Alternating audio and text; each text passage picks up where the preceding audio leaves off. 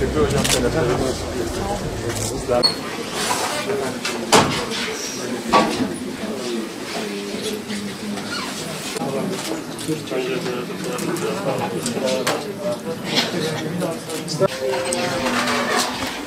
Evet, Batman Üniversitesi'ne gelmek olmaktan dolayı fevkalade memnun olduğunu, mutlu olduğunu ifade etmek istedim.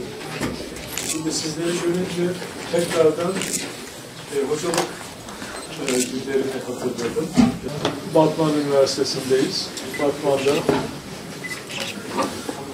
Rektör hocamızın da davetiyle Batman Üniversitesi'ne bir ziyaret gerçekleştiriyoruz.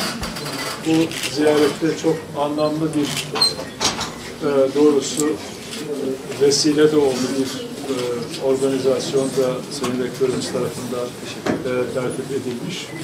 Genç yaşta hayatının baharında bu memlekete, insanımızı, Anadolu'ya hizmet ederken vefat etti.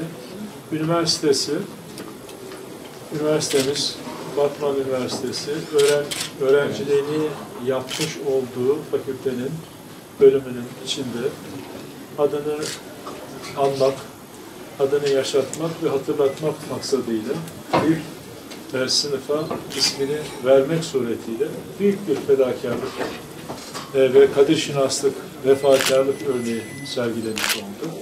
Muhterem babacığı da burada, o da bu güzel merasim için, bu güzel açılış için buraya gelmiş bulunuyor.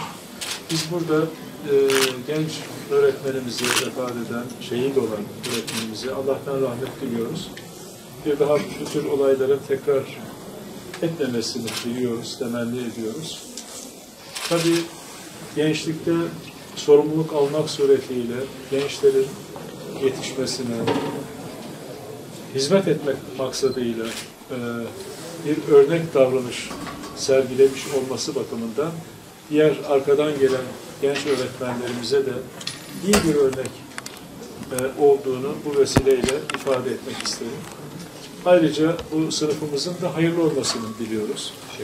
Burada inşallah bu her sınıfa giren öğrencimiz de, bu fedakar öğrencimizi, şehit öğrencimizi de hatırlama, bilme, öğrenme fırsatı bulmuş olacak. Öncelikle bizi buraya davet edip burada misafir eden Sayın Rektörümüze ve ekibine teşekkür ediyorum. Batman halkı olan olduğu günden bugüne bizi gerçekten bağrına bastı. Her geldiğimizde sevgiyle kucakladı. Bu nedenle de bütün Batmanlı kardeşlerime ayrı ayrı teşekkür ediyorum. Müzikoloji ana bilim dalında yüksek lisans yapan kızımın, Aybük öğretmenin eğitim görmüş olduğu yuvasında